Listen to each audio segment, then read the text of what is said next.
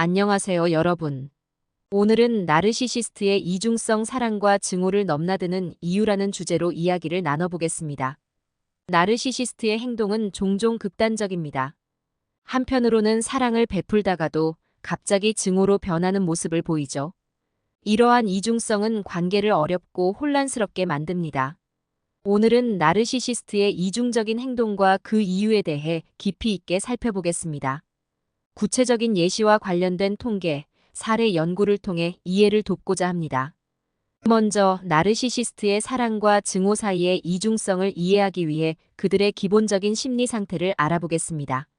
나르시시스트는 외적으로는 자신감이 넘치고 매력적일 수 있지만 내적으로는 매우 불안정한 자아를 가지고 있습니다. 그들은 자존감이 낮고 끊임없이 외부의 인정과 칭찬을 필요로 합니다. 이로 인해 그들은 다른 사람들에게 극단적인 애정과 혐오를 동시에 느낄 수 있습니다. 나르시시스트의 사랑은 종종 표면적입니다. 그들은 처음에는 상대방을 극도로 이상화하여 마치 그 사람이 특별하고 완벽한 존재인 것처럼 대합니다. 그러나 시간이 지나면서 그 사람의 결점이나 기대에 미치지 못하는 부분을 발견하면 그에 대한 태도가 급격히 변합니다. 이러한 극단적인 태도, 변화는 상대방에게 큰 혼란과 상처를 줍니다. 미국 심리학 협회 APA의 연구에 따르면 나르시시스트는 관계에서 이상화와 평가절하의 패턴을 반복한다고 합니다. 이는 그들이 처음에는 상대방을 극도로 이상화하여 큰 사랑을 베풀지만 그 기대에 미치지 못하면 갑자기 그 사람을 평가절하하고 비난하게 된다는 것을 의미합니다. 이러한 패턴은 나르시시스트의 불안정한 자아와 깊은 연관이 있습니다. 이제 구체적인 예시를 통해 나르시시스트의 이중적인 행동을 좀 더 자세히 살펴보겠습니다.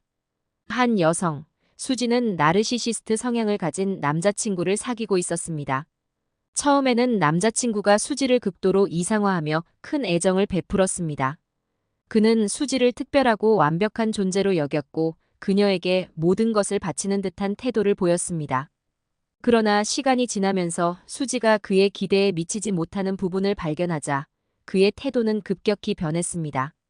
그는 수지를 비난하고 평가절하하며 그녀에게서 멀어지기 시작했습니다. 이러한 행동은 수지에게 큰 혼란과 상처를 주었고 그녀는 그의 행동을 이해하지 못했습니다. 또 다른 예로 한 직장에서 일하는 김 씨는 나르시시스트 성향을 가진 상사와 일하고 있었습니다.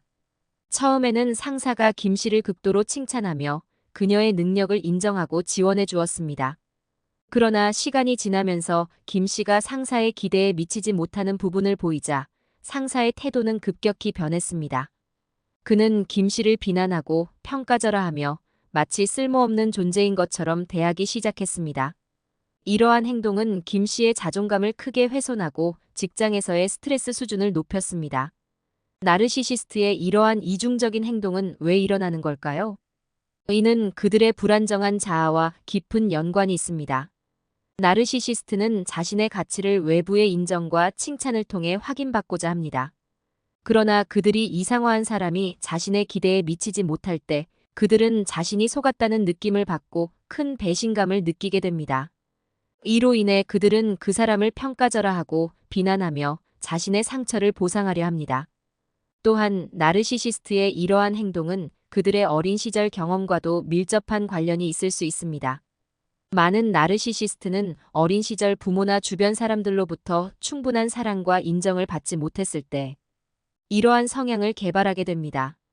그들은 자라면서 자신의 가치를 인정받기 위해 과도하게 노력하고 이러한 행동 패턴이 성인이 되어서도 지속되는 것입니다. 한 연구에 따르면 나르시시스트는 어린 시절에 부모로부터 과도한 기대를 받았거나 반대로 충분한 관심과 애정을 받지 못한 경우가 많다고 합니다. 이러한 경험은 그들이 성장하면서 자신에 대한 불안정한 자아상을 형성하게 만들고 외부의 인정과 칭찬을 통해서만 자신의 가치를 확인받으려는 경향을 강화시킵니다. 나르시시스트의 사랑과 증오 사이의 이중성을 이해하는 것은 매우 중요합니다. 이는 그들과의 관계에서 겪는 어려움을 이해하고 적절히 대처하는 데 큰 도움이 됩니다. 그렇다면 나르시시스트와의 관계에서 우리가 어떻게 대처할 수 있을지 알아보겠습니다. 먼저 나르시시스트와의 관계에서 자신의 감정을 솔직하게 표현하는 것이 중요합니다.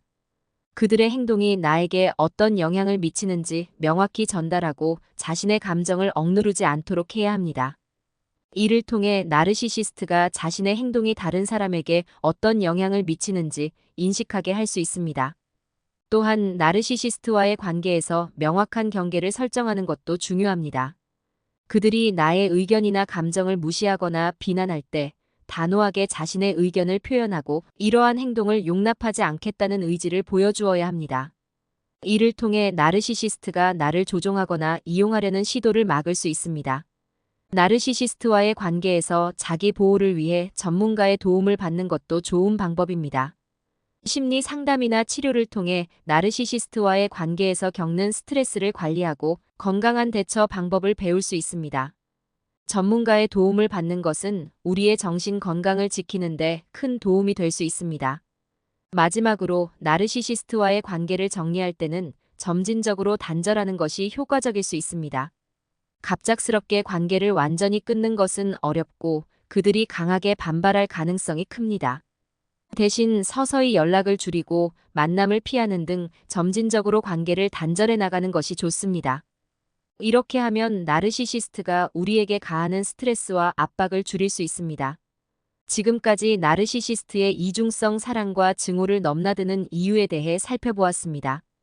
나르시시스트의 이중적인 행동은 그들의 불안정한 자아와 깊은 연관이 있으며 어린 시절의 경험과도 밀접한 관련이 있을 수 있습니다. 그들은 자신의 가치를 외부의 인정과 칭찬을 통해 확인받고자 하며 이러한 행동은 종종 극단적인 애정과 혐오로 나타납니다. 나르시시스트와의 관계에서 어려움을 겪고 있다면 그들의 행동 이면에 숨겨진 심리를 이해하고 적절히 대처하는 것이 중요합니다. 그들의 행동이 나 자신에게 미치는 영향을 최소화하고 건강한 관계를 유지하기 위해 노력해야 합니다. 오늘의 이야기가 나르시시스트의 이중성을 이해하는 데 도움이 되었기를 바랍니다. 감사합니다.